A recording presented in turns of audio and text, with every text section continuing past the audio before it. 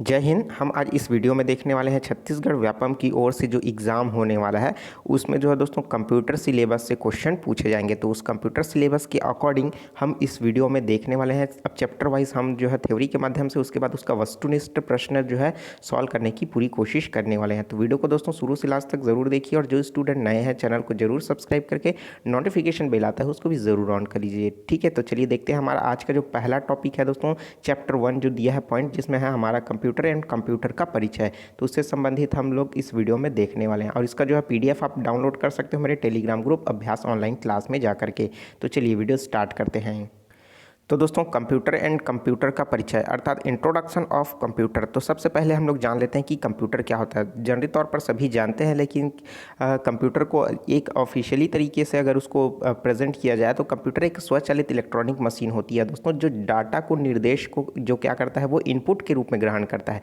ठीक है, और जैसे ही इनपुट होता है उसके बाद वो अंतर में जो है उसको विश्लेषित करता है और हमें जिस तरीके का जो परिणाम चाहिए रहता है उसको आउटपुट के रूप में हमें निर्गत करता है। ठीक है, यह जो डाटा है वो सॉफ्टवेयर के रूप में तथा परिणामों को जो है स्टोर करके भी रखता है ताकि जो है हमें आवश्यकता अनुसार हम लोग इसका उपयोग कर सकें।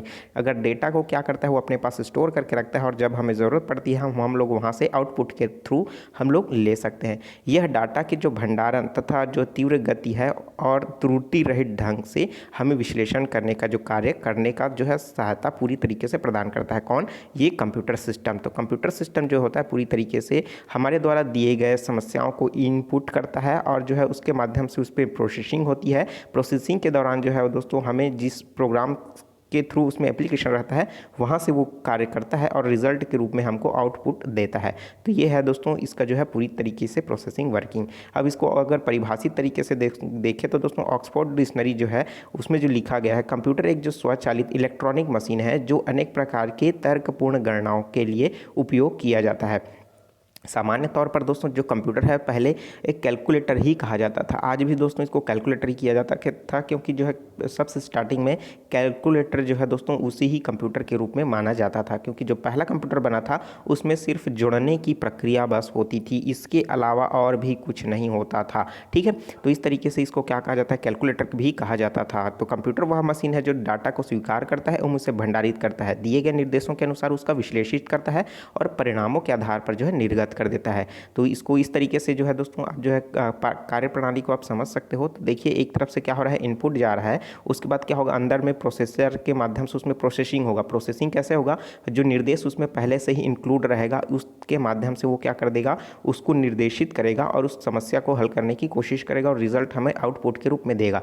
तो निर्देशित किस तरीके से होगा, जैसे हम लोग इनपुट जो है दोस्तों साउंड के रूप में दे रहे हैं, जैसे माइक हो गया तो माइक के थ्रू कोई भी आवाज़ हम दे रहे हैं, या फिर टेक्स्ट डेटा के रूप में टेक्स्ट दे रहे हैं, टेक्स्ट मतलब कीबोर्ड के माध्यम से दे रहे हैं, तो वो क्या करेगा, वो समझेगा, निर्देशित करेगा प्रोसेसर के माध्यम से कि जो आने वाली जिस समस्याएं हैं वो किस तरीके का है, साउंड का है, टेक्स्ट का है, या कैमरे द्वारा खींचा गया कोई पिक है। तो इस तरीके के माध्यम से वो क्या करेगा, निर्देशित करेगा और आउटपुट के रूप में हमको रिजल्ट देगा। ठीक है, तो इस तरीके से दोस्तों इसकी जो कार्य प्रणाली होती है। अगर हम लोग कंप्यूटर के सिस्टम के घटक की बात करें, ठीक है, तो इसमें कौन कौन से मुख्य घटक होते हैं दोस्तों, तो इसमें जो मुख्य घटक 3 होते हैं। ये प्रश्न पूछा जा चुका है कि कंप्यूटर के कितने घटक होते हैं, तो 3 घटक होते हैं कंप्यूटर के। तो पहला कौन सा आपका हार्डवेयर है, दूसरा सॉफ्टवेयर है और तीसरा क्या है, डेटा है। तो डेटा बहुत से स्टूडेंट जो है डेटा को डाटा को डेटा इस तरीके से वो करते रहते हैं। दोनों तरीके से आप बोल सकते हो, DATA, तो आप डाटा भी बोल सकते हो डेटा भी बोल सकते हो।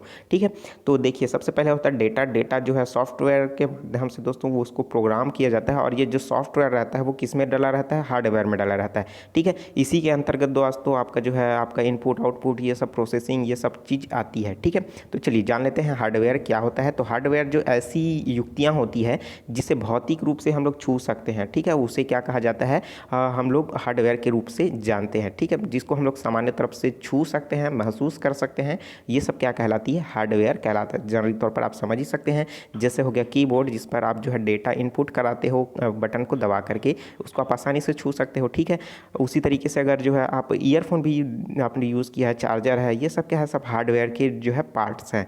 माउस है, मॉनिटर है, आपका CPU है, प्रिंटर है, हार्ड डिस्क ड्राइव है, चूँकि हार्ड डिस्क ड्राइव जो है दोस्तों दो प्रकार का होता है, एक इंटरनल होता है, एक एक्सटर्नल होता है। इंटरनल का जो रहेगा तो आप उसको जो है खोल के आप उसको आसानी से छू सकते हो। दूसरा है आपका मदरबोर्ड, प्रोसेसर है, स्पीकर है, माइक है, ये सब क्या है हार्डवेयर की श्रेणी में आता है, जिसको आप आसानी से छू सकते हो, महसूस कर सकते हो। आपने बचपन में ही ये सब के बारे में पढ़ चुका होगा, पहला क्लास है दोस्तों, तो आपको जो है कंप्यूटर सामान्य परिचय आपको पता ही होगा। तो इसको क्लास को जल्दी फटाफट कंप्लीट करने की कोशिश करते हैं, क्योंकि सब इनके बारे में आपको पता है। ठीक है, नेक्स्ट है दोस्तों, और इससे संबंधित किस तरीके का प्रश्न आएगा उसको मैं आपको बताने वाला हूँ वस्तुनिष्ठ के माध्यम से। तो सॉफ्टवेयर क्या होता है उसको जान लेते हैं। सॉफ्टवेयर ऐसी जो है जो हार्डवेयर के जस्ट अपोजिट होता है, ना तो जिसको ना तो हम छू सकते हैं, ना महसूस कर, सिर्फ क्या कर सकते हैं, देख सकते हैं, वो क्या कहलाता है, हमारा सॉफ्टवेयर कहलाता है। तो सॉफ्टवेयर को इस तरीके से भी लिखा जाता है और हार्डवेयर को HW के नाम इस तरीके से भी लिखा जाता है। ठीक है, तो सॉफ्टवेयर क्या होता है, अनुदेशों एवं प्रोग्रामों का जो समूह होता है वो कंप्यूटर को यह बतलाता है कि क्या है, कैसे है और करना क्या है। तो ये सब क्या कहलाता है, सॉफ्टवेयर कहलाता है। तो इसे पूरी तरीके से इसको प्रोग्राम करके बनाया जाता है सॉफ्टवेयर को। अगर सॉफ्टवेयर के प्रकार की बात करूँ दोस्तों, तो दो प्रकार का सॉफ्टवेयर आपको देखने को मिलेगा। इसके बारे में हम लोग और डिटेल पढ़ेंगे दोस्तों आने वाले जो सिलेबस है उसके अकॉर्डिंग। ठीक है, तो पहला जो आपका रहेगा सिस्टम सॉफ्टवेयर रहेगा, जो सिस्टम में पूरी तरीके से जो है उसी के अंदर हम लोग कोई भी एप्लीकेशन को रन कराएंगे। और दूसरा जो रहेगा दोस्तों हमारा एप्लीकेशन सॉफ्टवेयर। एप्लीकेशन जो सॉफ्टवेयर है उसी के थ्रू जो है आप जो गेम वेम खेलते हो, ये है MS वर्ड है, एक्सेल है, पावर पॉइंट,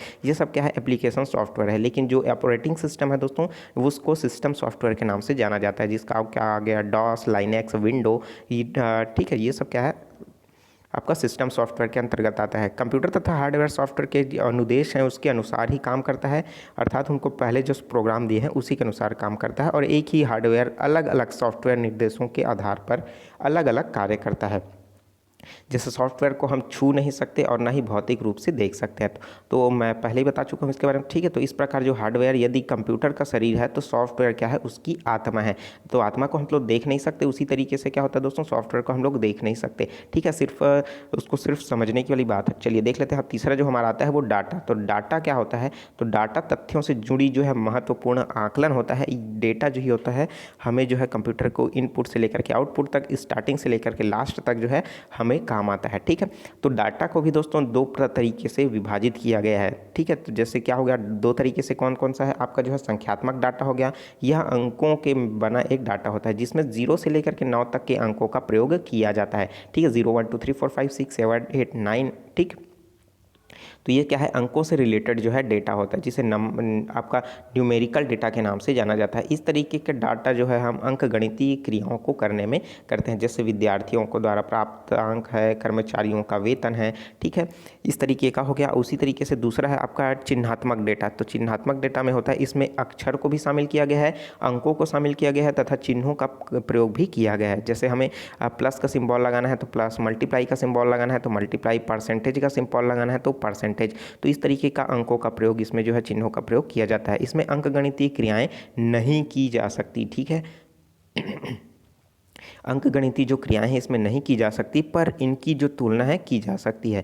जैसे कर्मचारियों का पता, एड्रेस डालना है, कोई भी डेटा जिस तरीके से आपको देख रहे हो दोस्तों टेक्स्ट फॉर्म में, ठीक है, कि इसमें से अक्षरों, अंकों, ये सब क्या है, डेटा है। कौन सा, चिन्हांकित डेटा के अंतर्गत आता है। चलिए देख लेते हैं दूसरा, सूचना, इन्फॉर्मेशन। ठीक है, तो डाटा का उपयोगिता के आधार पर दोस्तों किए गए विश्लेषण और संकलन के बाद प्राप्त तथ्यों को सूचना कहा जाता है। ठीक है, सूचना या इन्फॉर्मेशन कहा जाता है। इस प्रकार जो है डाटा अव्यवस्थित तथ्य है, जबकि सूचना जो है व्यवस्थित है। ठीक है, आपका जो है डाटा जो है अव्यवस्थित तथ्य है, जबकि जो सूचना है वो क्या रहता है, पूरी तरीके से व्यवस्थित डाटा है। तो दोनों में आप कन्फ्यूज़न मत होइएगा। सिंपल जो है डाटा जो है अव्यवस्थित रहता है, लेकिन जब उसको सूचीबद्ध तरीके से जमा दिया जाता है तब उसी सूचना को क्या कहा जाता है, व्यवस्थित डाटा के रूप में जाना जाता है। तो जिसका उपयोग जो है आसानी से प्रयोग में किया जा सकता है। अब जो है सूचना प्राप्ति, इन्फॉर्मेशन जो है रिलेटिविलेशन। ठीक है, तो इसमें देख लेते हैं, आवश्यकता अनुसार जो है सूचना को पुनः प्राप्त करने की जो विधि होती है उसे सूचना प्राप्ति कहा जाता है। इसको आसानी से समझ सकते हैं दोस्तों आप। चलिए, डेटा प्रोसेसिंग के माध्यम से जो डेटा होता है उसका उपयोग के आधार पर किए जाने वाला विश्लेषण जो है डाटा प्रोसेसिंग कहलाता है। जैसे ही हम लोग इनपुट कराएंगे तो प्रोसेसर में क्या होगा, वो प्रोसेसिंग की क्रिया हो जाएगी डाटा के माध्यम से, और वही जो है सूचना के रूप में या आउटपुट के रूप में हमको मिलेगा। चलिए देख लेते हैं इलेक्ट्रॉनिक डाटा प्रोसेसिंग। उसी में भी क्या होता है, सेम उसी तरीके का होता है। चलिए देख लेते हैं आप क्या होता है। इंपॉर्टेंट फैक्ट, कंप्यूटर शब्द की जो उत्पत्ति है वो ग्रीक कंप्यूटर जो है उस भाषा कंप्यूट जो शब्द है कंप्यूट, इस शब्द से मिलकर बना होता है, जिसका अर्थ होता है गणना करना। इसे हिंदी में संगणक के नाम से भी जाना जाता है। तो बहुत सा बार प्रश्न पूछा जा चुका है कि कंप्यूटर को हिंदी में क्या कहा जाता है, तो संगणक के रूप में जाना जाता है।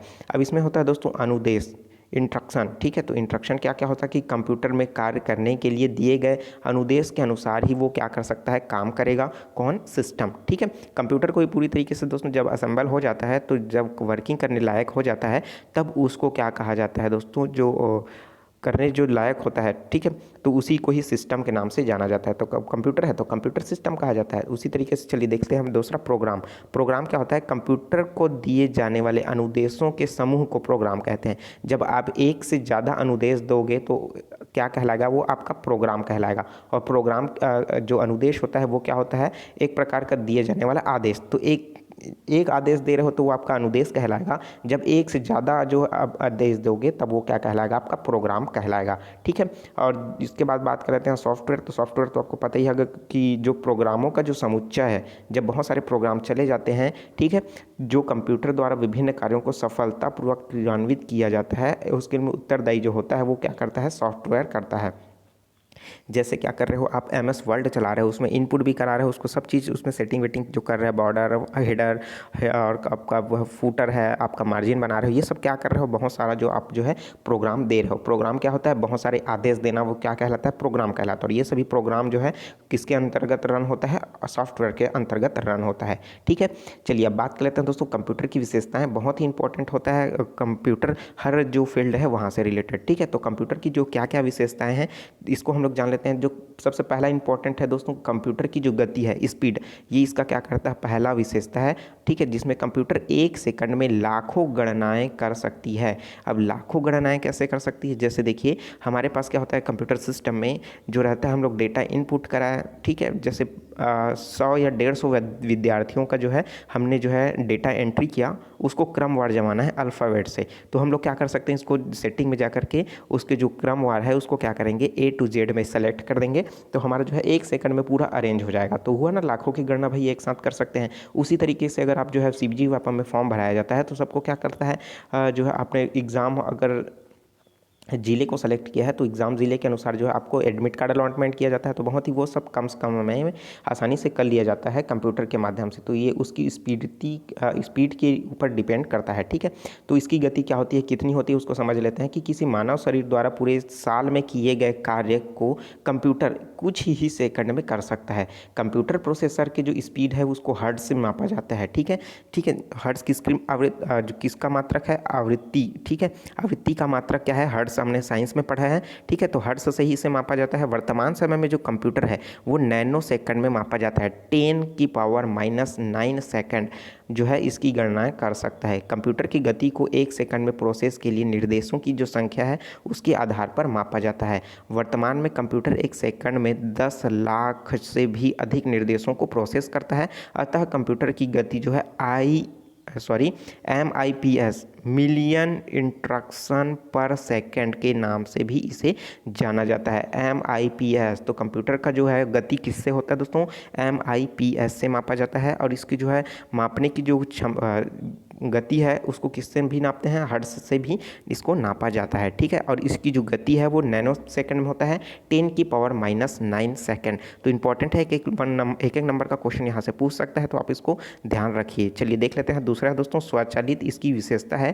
ठीक है, हम विशेषता पढ़ रहे हैं, पहला हमने पढ़ा गति, अब दूसरा है स्वचालितता, मतलब ऑटोमेटिक। कंप्यूटर एक स्वचालित मशीन है जिसमें गणना के दौरान जो है मानवीय हस्तक्षेप की संभावना जो है नगण्य रहती है और सारा काम तो जो है कंप्यूटर सिस्टम कर लेता है। हालांकि कंप्यूटर को कार्य करने के लिए निर्देश मनुष्य द्वारा ही दिए जाते हैं, पर एक बार आदेश देने के बाद वह बिना रुके कार्य कर लेता है। सिंपल सी बात है, एक बार जो आप आदेश दे दोगे उसके बाद जो है वो काम करता रहेगा। प्रिंट करने का ऑप्शन दे दिए, कमांड प्रिंट, Ctrl+P के साथ आपने 25 पेज का जो है प्रिंट दे दिया एक ही कॉपी का, तो क्या करोगे? वो 25 बार ऑटोमेटिक जो है 25 प्रिंट जो है आपको निकाल के दे देगा। ठीक है, वॉशिंग मशीन वो भी एक प्रकार का क्या है, कंप्यूटर का एक छोटा सा ही रूप है जिसमें क्या कर देते हो आप जो है कपड़े धोने के लिए आपने 15 मिनट का टाइमर सेट कर दिया तो वो 15 मिनट जो है मशीन चलने के बाद ऑटोमेटिक जो है बंद हो जाएगा। ठीक है, टाइमर मशीन है, ये सब क्या होते हैं, ऑटोमेटिक मशीन होते हैं। ठीक है, तो जैसे क्या हो गया, ये जो है सबसे ज़्यादा जो यूज़ होता है दोस्तों ऑटोमोबाइल्स में इसका जो है यूज़ होता है। ठीक है, इंफ्रास्ट्रक्चर में जो है स्वचालितता का उपयोग सबसे ज़्यादा होता है। चलिए देख लेते हैं नेक्स्ट क्वेश्चन। पॉइंट जो है वो त्रुटि रहित कार्य। त्रुटि रहित कार्य मतलब क्या होता है दोस्तों, जिसमें जो है पूरी तरीके से गलतियां होने की चांसेस बिल्कुल कम होती है, मतलब लगभग 0 के बराबर होता है, 0% के बराबर होता है। तो कंप्यूटर की जो गणनाएं है लगभग त्रुटि ही रहित रहता है। उसका गणना के दौरान अगर कोई त्रुटि या एरर पाई जाती है तो उसे प्रोग्राम या डाटा में मानवीय गलतियों के कारण ही होता है। अगर डाटा और प्रोग्रामिंग सही है तो कंप्यूटर हमेशा 100% परिणाम देगा। ठीक है, उसका डेटा जो है और प्रोग्राम बिल्कुल सही तरीके से रखा गया है, उसका असेंबल करने का तरीका बिल्कुल सही है, तो दोस्तों आप जो है वो जो है हमें जो रिजल्ट मिलेगा, परिणाम मिलेगा, बिल्कुल 100% जो है हमको सही एक्यूरेट आंसर मिलेगा। ठीक है, लेकिन कभी कभी वायरस के दौरान क्या होता है, हमको ये जो है गलत परिणाम मिलता है। जैसे क्या करते हो आप प्रिंट देते हो लेकिन स्क्रीन का जो सॉफ्टवेयर है उसका प्रिंट नहीं आता पाता, बल्कि क्या होता है उसके अंदर जो कोडिंग रहता है उसका प्रिंट निकल जाता है। तो इसमें क्या होता है, वायरस के चलते होता है। इसमें इसके चलते बचने के लिए एंटीवायरस का प्रयोग किया जाता है। उसका भी हम लोग देखने वाले हैं, अलग से एक वीडियो उसका सिलेबस के अकॉर्डिंग आएगा, उसमें हम लोग देखेंगे। चलिए देख लेते हैं, अगला है नेक्स्ट स्थायी भंडारण क्षमता। तो स्थायी भंडारण क्षमता होती क्या है, जिसमें जो है क्षमता जैसे कंप्यूटर में प्रयुक्त मेमोरी जो डाटा है, सूचना एवं निर्देश है, उस स्थायी भंडारण के लिए प्रयोग किया जाता है। चूंकि कंप्यूटर के संरचना जो है इलेक्ट्रॉनिक तरीके से संग्रहित की जाती है, अतः सूचना को प्राप्त करने में या नष्ट होने की संभावना जो है बहुत कम रहती है।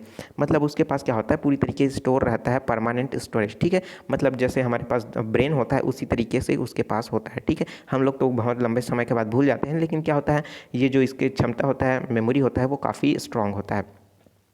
चलिए देख लेते हैं नेक्स्ट पॉइंट, विशाल भंडारण क्षमता। दोस्तों अब स्टोर करने के लिए भी अलग अलग जो है उसमें डिवाइसेस आ चुकी हैं। पहले क्या होता था, फ्लॉपी डिस्क का प्रयोग किया जाता था, जिसमें बहुत ही कम साइज में जो है डेटा स्टोर किया जाता था। अब तो बड़े बड़े जो है स्टोरेज डिवाइस आ गए हैं, हार्ड डिस्क जो कि टेराबाइट, 1 टेराबाइट, 20 आपका जो है 2 टेराबाइट, इस तरीके का टेराबाइट वाले हार्ड डिस्क आ चुके हैं। तो ठीक है, जिसको बाह्य रूप से आंतरिक रूप से संग्रहण करने के लिए hard disk, floppy disk, magnetic disk, CD, DVD, ये सब क्या हैं, असीमित डाटा की सूचनाओं का ग्रहण किया जाता है। तो कंप्यूटर में सूचनाएं जो है कम स्थान घेरती है तथा उसकी जो भंडारण क्षमता है विशाल और असीमित होनी चाहिए। एक बार आपने देखा होगा कि बीच में क्या हुआ था, यूट्यूब में वीडियो अपलोड होना पूरी तरीके से बंद हो चुका था। मेन रीज़न क्या था दोस्तों, कि यूट्यूब का जो मेन हार्ड डिस्क स्टोरेज क्षमता है वो उसको क्या हो गया था, पूरी तरीके से फुल हो चुका था, जिस वजह से वीडियो अपलोड होना बंद हो चुका था। ठीक है, तो उस समय जो है यूट्यूब की ओर से जितने भी क्रिएटर्स हैं उनको ऑफिशियल नोटिफिकेशन गया था कि जो है स्टोरेज में क्षमता फुल होने की वजह से कुछ दिनों के लिए आपकी जो है समस्याएं आ सकती है, वीडियो अपलोड नहीं कर पाएंगे, जल्द ही जो है नया जो है स्टोरेज डिवाइस जो है इंक्लूड किया जा रहा है। तो इस तरीके से मेल आया हुआ था। ठीक है, आप समझ ही सकते हो, जैसे आपका जो है सिस्टम मेमोरी है मोबाइल का, तो उसका क्या होता है, जल्दी ही भर जाता है, तो आप क्या करते हो, एक्सटर्नल रूप से और माइक्रो SD कार्ड यूज़ करते हो। ये क्या है, भंडारण क्षमता है। ठीक है, भंडारित, अब नेक्स्ट पॉइंट है कि भंडारित सूचना को जो है तीव्र गति से प्राप्त करना। मतलब जो है हमारे पास एक एक्सटर्नल हार्ड डिस्क है या इंटरनल हार्ड डिस्क है, यहाँ पास पूरी तरीके से डेटा है, तो डेटा को हम लोग क्या करना है, निकालना है। तो कहाँ से निकालेंगे उसको, आसानी से वो जो है बहुत स्पीड गति से बाहर निकाल सकता है। ठीक है, तो यही इसमें बोला जा रहा है, कंप्यूटर प्रयोग द्वारा कुछ ही सेकंड में भंडारित सूचनाओं की आवश्यकता अनुसार प्राप्त किया जा सकता है। जैसे हम लोग क्या करते हैं, एक कंप्यूटर सिस्टम में रखा हुआ एक कोई मूवी है, उसको हमें देखना है, तो हम लोग क्या करेंगे, कंप्यूटर के हार्ड डिस्क में जा करके, माई के कंप्यूटर में जा करके फोल्डर के अंदर फोल्डर जहाँ पास हमने उसको रखा है, क्लिक करके ओपन करेंगे, वो क्या हो जाएगा, ओपन हो जाएगा। तो बहुत ही कम समय लगता है दोस्तों जो आपका जो है भंडारित हुए डेटा को ओपन करने के लिए। ठीक है, उसी तरीके से हम लोग देख लेते हैं इसमें जो नेक्स्ट पॉइंट है, जल्द निर्णय लेने की क्षमता। तो जल्द निर्णय लेने की क्षमता जो है इनके पास होती है, क्योंकि इनके पास पहले से ही प्रोग्राम रहता है कि करना क्या है। ठीक है, तो कंप्यूटर परिस्थितियों का विश्लेषण कर पूर्व के दिए गए निर्देशों के आधार पर ही तीव्र निर्णय लेने की क्षमता इसके पास होती है। विविधता, नेक्स्ट पॉइंट है, कंप्यूटर की जो क्षमता है विभिन्न प्रकार के कार्य को संपन्न करने की होती है। एक ही कार्य नहीं है दोस्तों, बहुत अलग अलग फील्ड हैं जहाँ पास क्या होती है, विविधता की वजह से ये कार्य कर सकता है। ठीक है, उसको भी देखेंगे इसी वीडियो में।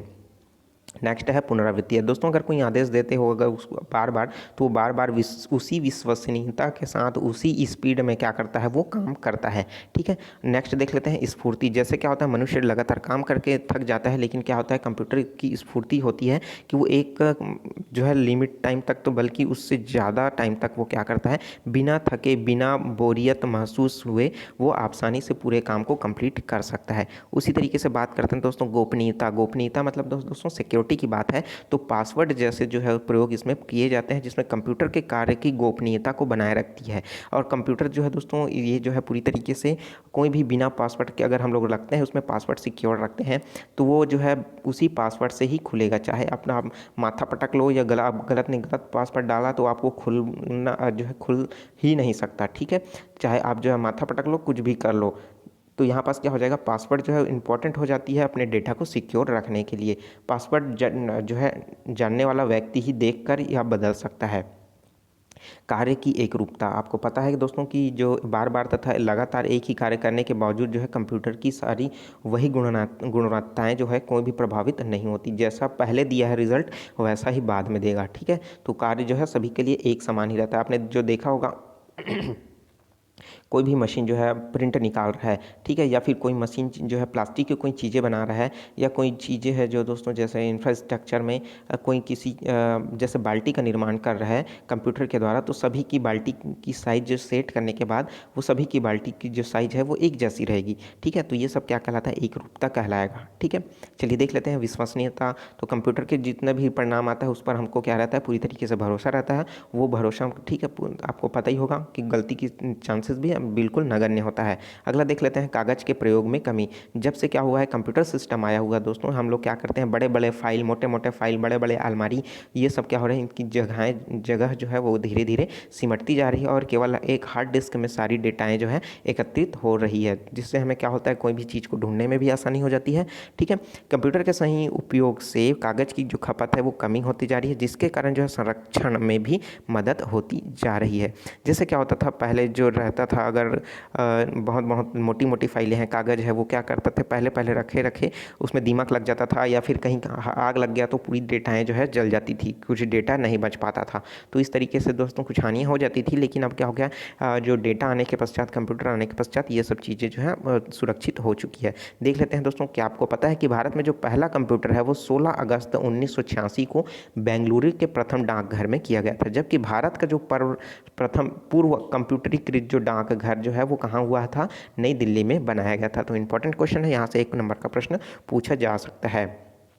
चलिए देख लेते हैं नेक्स्ट क्वेश्चन पॉइंट है। अब इसकी जो सीमाएं हैं दोस्तों, हम लोग कंप्यूटर की काफ़ी तारीफ कर ली हैं, थोड़ी सी इसकी कमियों के बारे में भी जान लेते हैं। तो इसके पास क्या है, बुद्धिहीन, मतलब इसके पास बुद्धि नाम की कोई चीज़ नहीं है, मतलब माइंड नहीं है। ब्रेन तो बहुत ज़्यादा है, बहुत ज़्यादा स्ट्रांग है, लेकिन माइंड बिल्कुल भी नहीं है, जीरो है इसका माइंड। मतलब क्या हुआ कि कंप्यूटर में स्वयं की सोचने और निर्णय लेने की क्षमता बिल्कुल भी नहीं है। ये केवल जो है दिशा निर्देश जैसा आप बोलोगे वैसा ही ये करेगा। ठीक है ना, निर्णय लेने की क्षमता तो बिल्कुल भी नहीं है कि आप जो कर रहे हो वो सही कर रहे हो या गलत कर रहे हो, वो आपको बताएगा भी नहीं कि आप सही कर रहे हो कि गलत कर रहे हो। ठीक है, आपने जिस तरीके से आप इसको कमांड दोगे उसी तरीके से ये काम करेगा। ठीक है, खुद से ही खुद नहीं सोच सकता। नेक्स्ट है दोस्तों खर्चीला। अब खर्चीला किस तरीके से है, अगर दोस्तों इसमें अगर कोई कंप्यूटर है उसमें हार्डवेयर या सॉफ्टवेयर काफ़ी महंगे आते हैं, अगर आप फर्स्ट टाइम इसको परचेस करते हो तो इसमें से समय समय पर जो आवश्यकता अनुसार परिवर्तन आते हैं। जैसे क्या हुआ, अगर मैं अभी क्या कर लिया, विंडो 8 है या विंडो 10 है, उसका जो ऑपरेटिंग सिस्टम खरीदा उससे चला रहा हूँ। अगर नेक्स्ट जनरेशन में क्या हुआ, जो है अभी विंडो 21 या 25 आ गया, तो उसको क्या करना पड़ेगा, मुझे अपडेट करना पड़ेगा। तो उसके लिए मुझे क्या करना पड़ेगा, खर्च करना पड़ेगा। इसी दौरान अगर कंप्यूटर का हार्डवेयर का कोई भी पार्ट जो है डैमेज हो जाता है तो वो क्या करना पड़ेगा, उसको सिस्टम को ही बदलना पड़ जाता है। ठीक है, क्योंकि जो है सामान्य जो पुर्जे हैं उसके नहीं मिल पाते, तो उसमें खर्चीला काफ़ी ज़्यादा होता है। दूसरा है दोस्तों खतरा वायरस का। तो वायरस का भी खतरा रहता है। कंप्यूटर में वायरस का खतरा जो है सूचना निर्देशों को दूषित कर देता है, और इसी जैसे हैकर्स होते हैं उनके माध्यम से दोस्तों अपने डेटा को चुराया भी जा सकता है। तो इन सब से भी बचना भी ज़रूरी हो जाता है। ठीक है, तो ये वायरस जो है कंप्यूटर को भंडारण क्षमता को भी प्रभावित करता है। बहुत सारे ऐसे होते हैं वायरस होते हैं दोस्तों जो क्या करता है, हमारे द्वारा एकत्रित किए हुए डेटा को पूरी तरीके से डिलीट कर देता है। ठीक है, या फिर हाइड कर देता है। तो हालांकि जो एंटीवायरस सॉफ्टवेयर इन सब से बचने के लिए हमें थोड़ी सी मदद देता है। चलिए बात करते हैं नेक्स्ट, जो इसकी जो कमी है वो क्या है, विद्युत पर ही निर्भरता। ये हमेशा क्या करता है, बिना इलेक्ट्रिसिटी के तो ये काम ही नहीं कर सकता। जिस तरीके से मनुष्य को कार्य करने के लिए ऊर्जा की आवश्यकता होती है, उसी तरीके से कंप्यूटर सिस्टम को कार्य करने के लिए इलेक्ट्रिसिटी की आवश्यकता होती है। ठीक है, तो ये भी इसकी क्या है, कमी है। अब बात कर लेते हैं कंप्यूटर के अनुप्रयोग। तो अनुप्रयोग में आपका जो आता है दोस्तों, पहला आता है डाटा प्रोसेसिंग। तो ये बड़े विशाल जो है कंप्यूटर सांख्यिकी डाटा को सूचना तैयार करने में कंप्यूटर का प्रयोग करता है, और जनगणना जैसे विश्लेषणीय संश्लेषण, परीक्षाओं के परिणाम आदि को आसानी से निकाल लेता है। उसी तरीके का है सूचनाओं का आदान प्रदान बहुत ही आसानी तरीके से कर सकता है इंटरनेट के माध्यम से। ठीक है, जो कि क्या है आज बहुत ही इंपॉर्टेंट है इंटरनेट। नेक्स्ट है दोस्तों, शिक्षा के फील्ड में भी आपको जो है ये जो है देखने को मिलेगा, अभी जो है सबसे ज़्यादा रोल निभा रहा है। ठीक है, किस तरीके से निभा रहा है दोस्तों, जो है लॉकडाउन की स्थिति में ऑनलाइन तरीके से जो क्लासेस चल रही है वो एजुकेशन सेक्टर के अंतर्गत ही आ रहे हैं। उसी तरीके से बात कर लेते हैं वैज्ञानिक अनुसंधान, जिसमें दोस्तों आप जो है मौसम संबंधी जानकारी और भी बहुत सारे तरीके हैं विज्ञान जो है, इसके बारे में तो आप सभी जानते हो। रेलवे एवं वायु आरक्षण में भी आपको जो है आसानी से देखिए, आरक्षण में क्या करता है दोस्तों, उसमें जो है आप रिजर्वेशन जो कराते हैं उसे ही क्या कहा जाता है, आसानी से आप कर सकते हो। इंटरनेट के माध्यम से आप रिजर्वेशन या बुकिंग करा सकते हो। उसी तरीके के बैंक सेक्टर में आपका जो है ऑनलाइन आपका बैंकिंग है, चेक भुगतान है, ये सब क्या है, debit card, credit card, net banking, ATM, ये सब क्या है बैंकिंग के क्षेत्र में काम आते हैं। उसी तरीके से आपका क्षेत्र है चिकित्सा, शरीर के अंदर के रोगों को पता लगाने के लिए कंप्यूटर का बहुत ही उपयोग किया जाता है। CT स्कैन है, अल्ट्रासाउंड है, एक्सरे है, तथा विभिन्न प्रकार के कंप्यूटर में किए जाने वाले जाँच है। चाहे तो आप देख सकते हो जो है आपका ब्लड प्रेशर को मापने के लिए जो डिजिटल मीटर होता है, उसी तरीके से जो डिजिटल फॉर्म में होता है, थर्मामीटर भी डिजिटल फॉर्म में देखने को मिल सकता है। तो ये सब क्या है, कंप्यूटर के ही प्रकार हैं दोस्तों, अलग अलग तरीके से उसमें प्रोग्राम करके रन कराया जाता है। देख लेते हैं नेक्स्ट पॉइंट, रोचक तथ्य। इस क्षेत्र में कंप्यूटर के वृहद अनुप्रयोग के कारण ही आधुनिक युग को कंप्यूटर युग के नाम से ही संज्ञा दी गई है। और भी इस पर इंपॉर्टेंट बात है, उसको देख लेते हैं कि जो 2 दिसंबर को हम लोग क्या मनाते हैं, प्रतिवर्ष विश्व कंप्यूटर साक्षरता दिवस मनाते हैं। इंपॉर्टेंट क्वेश्चन है, प्रश्न पूछा जा चुका है कि प्रतिवर्ष जो है कंप्यूटर साक्षरता दिवस कब मनाते हैं। तो कब मनाते हैं दोस्तों, तो ये 2 दिसंबर को प्रतिवर्ष मनाते हैं। इसके अलावा दोस्तों रक्षा मतलब डिफेंस में भी जो है इसका बहुत ही इंपॉर्टेंट रोल है, यहाँ पास भी इसमें प्रयोग किया जाता है। वायुयान नियंत्रण, मिसाइल, रडार में भी इनका प्रयोग किया जाता है। अंतरिक्ष औद्योगिकी में मतलब जो है आपका कृत्रिम उपग्रह छोड़ने में तो बिना कंप्यूटर के तो हो ही नहीं सकता। ठीक है, उसी तरीके से संचार है, कम्युनिकेशन है, जैसे टेलीफोन हो गया, मोबाइल हो गया, इन सब का क्या है, इसमें ऑप्टिकल तंतु मतलब तंतु रहता है जिसमें पूर्ण आंतरिक परिवर्तन की जो घटनाएं होती है उसी के आधार पर ये जो है काम करता है। उद्योग एवं व्यापार है, मनोरंजन है। ठीक है, मनोरंजन में आपने देखा होगा PUBG, ठीक है, फ्री फायर, ये सब क्या है जो है दोस्तों मल्टीमीडिया और 3D ग्राफिक में जो है इंपॉर्टेंट और रोचक बना देता है। उसी प्रकाशन है, प्रशासन है, डिजिटल पुस्तकालय है, लाइब्रेरी है, इन सब से क्या हो रहा है दोस्तों, प्रश्न जो है इंपॉर्टेंट क्वेश्चन जो है आसानी से सॉल्व हो पाता है आपका कंप्यूटर का। ठीक है, अगर कंप्यूटर के अनुप्रयोग को प्रभाव की बात करें तो दोस्तों समय की पूरी तरीके से बचत रहता है, और हमें दोस्तों त्रुटि जो है बहुत ही कम मिलता है, त्रुटि रहित होता है। ठीक है, उसी तरीके से गलत तरीके से जो है कार्य करने की जो गुणवत्ता है वो बहुत ही ज़्यादा स्पीड होती है, और कागज़ की बचत होती है। बेरोजगारी भी दोस्तों इसमें क्या हो रहा है, विस्तृत अनुप्रयोग का एक कारण हो चुका है। ठीक है, क्योंकि बहुत सारे जो काम है उसको अकेला कौन कर लेता है दोस्तों, कंप्यूटर कर लेता है। ठीक है, तो नकारात्मक भी प्रभाव है इसका बेरोजगारी बढ़ने का, कि बहुत सारे जो कर्मचारियों का जो जगह है वो एक कंप्यूटर कर लेता है। ठीक है, तो एक कंप्यूटर द्वारा सैकड़ों लोगों का कार्य आसानी से कर लिया जाता है। और भी रोचक तथ्य इसमें देख लेते हैं कि भारत में पहला कंप्यूटर जो सांख्यिकी संस्थान में कलकत्ता में कितने में किया गया था, 1956 में स्थापित किया गया था। ठीक है, तो इस तरीके है दोस्तों, आप देखेंगे वीडियो भी काफ़ी लंबा हो चुका है, और नेक्स्ट वीडियो में हम देखेंगे दोस्तों जो हमारा है कंप्यूटर का परिचय, उससे संबंधित जो है वस्तुनिष्ठ प्रकार का क्वेश्चन। वीडियो कैसा लगा है दोस्तों कमेंट करके ज़रूर बताइए। चूँकि जो पहला चैप्टर है कंप्यूटर एवं सामान्य परिचय, इसके बारे में आपको पता ही था, तो आई होप वीडियो काफ़ी सरल लगा होगा।